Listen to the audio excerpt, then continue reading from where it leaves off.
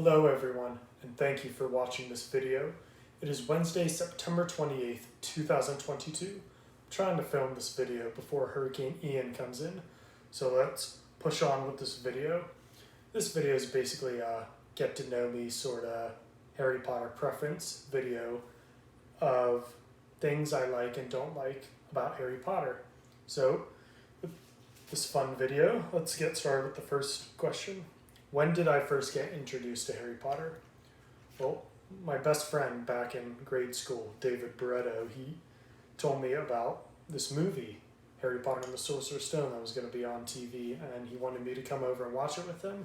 And later that day, I found out that in our hall closet, we had the first two Harry Potter books, and apparently my parents got them for my brother and he never really got into them reading, so that was my first introduction, those two books and watching the first movie, and from then I was hooked.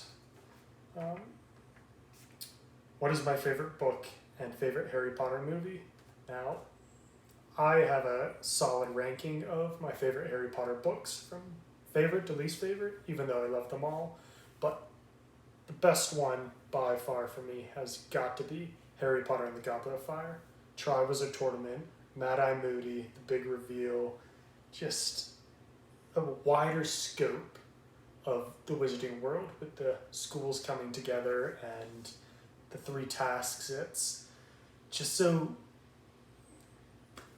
I know it's redundant to say, but it's very magical and regal and oh my goodness, all the details and characters that we get to be introduced to in Goblet of Fire, and of course the Quidditch World Cup, and you know I'm all about Quidditch.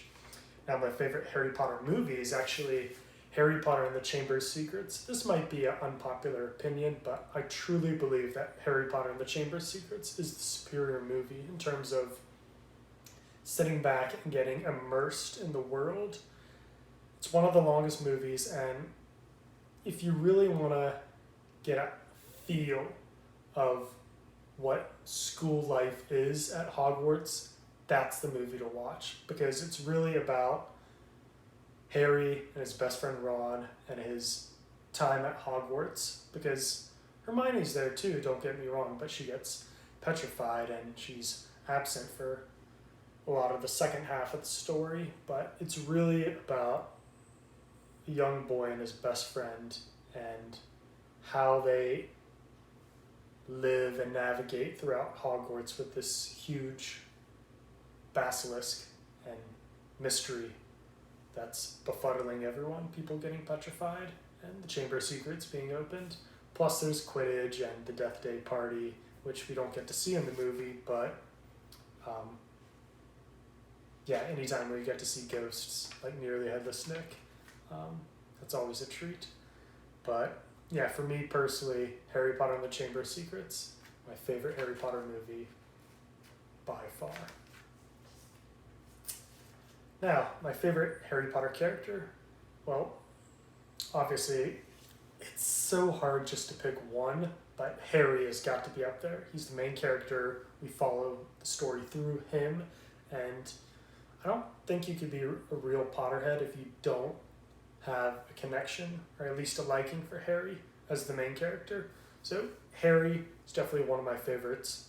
Albus Dumbledore, he's always been my favorite. And then Victor Krum, which is one of the supporting characters that I really like. Not that I see myself in him, but I would imagine or fantasize my life as him. You know, successful Quidditch player, not necessarily went to Hogwarts, maybe went to a different school. Me living here in America as opposed to Scotland, where Hogwarts is, but nevertheless, you got to go out with Hermione to the Yule Ball, so that was a big plus. And I've dressed up as him for Halloween a few times, so yeah, Victor Crum's another character that's a favorite of mine. Now, who is my favorite Weasley? Now, the obvious answer is Ron Weasley, Harry Potter's best friend, great at Quidditch. He's really Harry's not first, I guess Hagrid, told Harry he was a wizard, but a lot of Harry's discovery and, you know, peeling back the layers of the wizarding world are through Ron and his magical family, you know, that have a long pureblood history in the wizarding world. They have generations that have lived in the wizarding world and hanging out with them, picking up terminology, learning different rules and just how things work in the wizarding world. You really get that connection with Ron as Harry's best friend. And he loves to collect chocolate frogs, which is a favorite pastime of mine. So, what is my favorite Harry Potter class? Now, I thought about this very long and hard, and if I'm really being honest, it would probably be Care of Magical Creatures, just because of what I'd want to do outside of Hogwarts pertains to dark magical creatures, but I think the most exciting class I would want to go to after reading the Harry Potter books and all that would be History of Magic. I would just love to be able to sit in on one of Professor Binns' class and see how boring he really is and what you can get away with, and not only that, learn about the fascinating wizarding history, because there's world history, you know, the real history from the Muggle world, and then all the magical history that's happened before Harry and his time that has shaped the wizarding world, and maybe get a glimpse of what life was like when Hogwarts was founded. So I think that would be pretty cool to learn the history of the wizarding world. And the next question is, what 2 extra classes would I sign up for entering my 3rd year? As we all know, the curriculum gets harder and you take on more classes. Hermione, at the time, turned bit off more than she could chew. But the 2 classes I would sign up for would probably be Care of Magical Creatures and I guess Ancient Ruins. I mean, if I really was struggling with my school work at Hogwarts and, you know, really wanted to focus on Quidditch, then I would take an easy class like Muggle Studies, but probably Care of Magical Creatures and Ancient Runes. Definitely not Divination. What is my favorite Harry Potter thing to collect?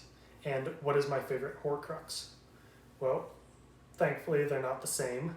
My favorite Horcrux is not my favorite item that I like to collect. My favorite thing that I like to collect are chocolate frog cards. You know, buy them from Honeydukes, Sugar Plums, Sweet Shop, wherever Harry Potter candy sold. It's not really the chocolate frog you're buying, it's always for the card, and I love collecting them. They come out with new Witcher Wizard cards, seems like every year, and so cool actually seeing a picture of someone that I've read about and collecting them, and you never know which ones you're going to get. So I think at this point it's safe to say that I probably have the largest chocolate frog card collection in the world. I plan on doing a separate collection video on that, probably sometime next year, we'll see. But at this point I have a little over 300 at this point. And my favorite Horcrux would probably be the Gaunt Ring, the one that Dumbledore destroys himself. I just love Harry going into the memories and learning about all the different artifacts that are connected to the Dark Lord and why he made those into Horcruxes, and specifically the family surrounding Marvolo Gaunt and Dumbledore's heritage really is fascinating to me, and the ring itself just as a prop and something that us Harry Potter fans can collect. I can actually wear it and, you know, get some use out of it, and I've actually worn it to the Universal Parks multiple times, so that's always cool to do. What is my favorite performance in a Harry Potter movie? Well, I'm always a big fan, I always say it, of Richard Harris's Albus Dumbledore portrayal in the first two Harry Potter movies. That's part of what makes Chamber of Secrets such an icon of a movie for me. But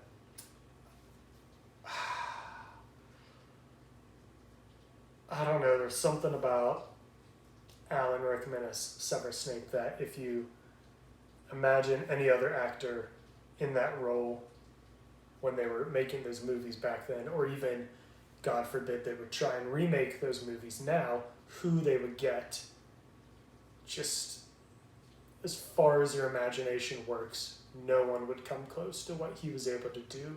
And I think a big part of the books coming out alongside with the movies has something to do with the magic of the movies and why fans were attracted to it, because we didn't know how the story was going to end, and these movies were coming out with the books.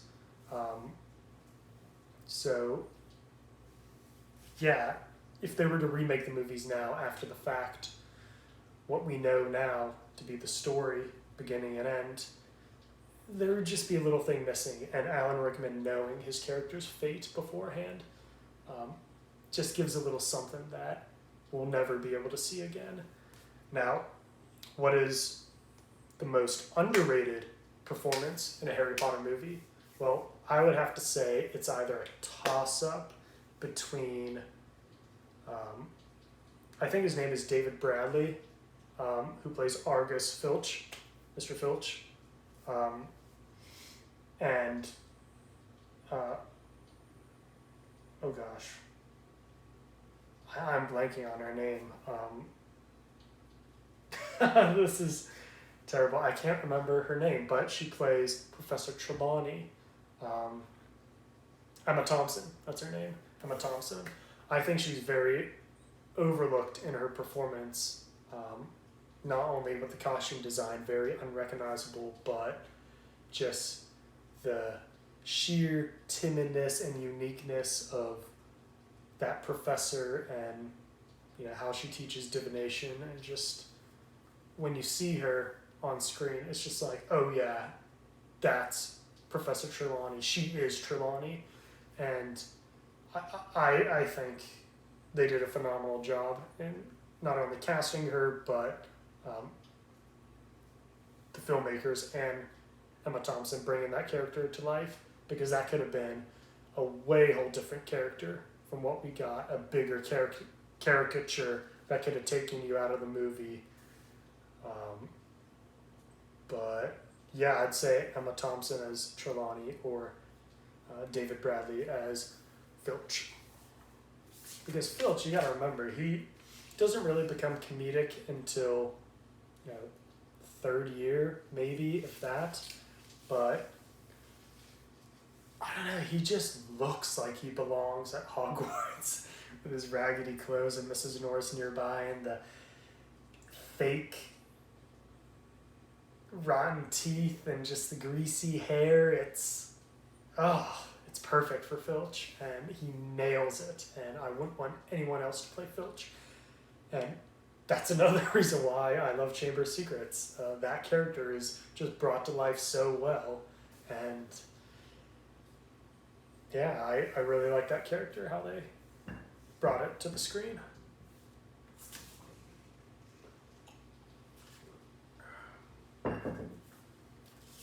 Have I ever been to the Wizarding World? Yes, multiple times, many times. First time I went was the winter, because Wizarding World Hogsmeade and Islands of Adventure opened up summer of 2010, and I went later that year in December of 2010, and I returned the following summer with my best friend David Beretta, who introduced me to Harry Potter, and that was a cool trip as well. But now for the past 2 years, I have an annual pass to Universal Orlando, so I try and go at least once a month. And if you follow me on Instagram, you'll see many pictures that I've taken at the Wizarding World of Harry Potter, my favorite place in the world. What is my Hogwarts house? Best one?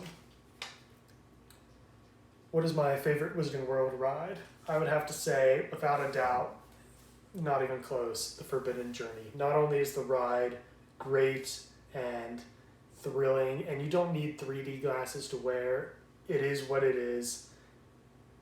The line itself is just the icing on top of everything you could hope for a Hogwarts ride experience, because you're actually in the Hogwarts hallways. You're actually in the Gryffindor common room.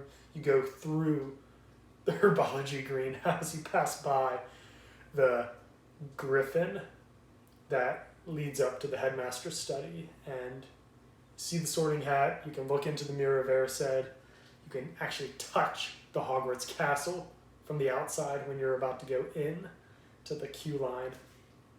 And definitely my favorite part of the ride is flying onto the Quidditch pitch. Like, wow.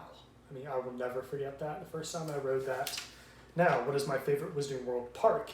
Diagon Alley in Universal Studios or Hogsmeade Village in Islands of Adventure. For me personally, it's Hogsmeade Village, and it's not just the castle and Forbidden Journey, but there's also the Hogshead pub, which I always get a drink there every visit. And Honeyduke's is great. I know they have Sugar Plums sweet shop in Diagon Alley, and there's even Ollivanders in each shop, but Hogsmeade has the slight edge because they not only have more parks, but their shops are better with quality Quidditch supplies and, sorry, not quality Quidditch supplies, Dervish and Bangs, which is where I bought my Nimbus 2001, and the Three Broomsticks, which is my favorite place to eat, not just in Universal parks, but in the Wizarding World itself. Three Broomsticks, can't beat it. Alright, so what is my favorite Diagon Alley shop? Now, in the parks, that would have to be, it's a tough one. I would have to say, that's so tough. Either quality Quidditch supplies or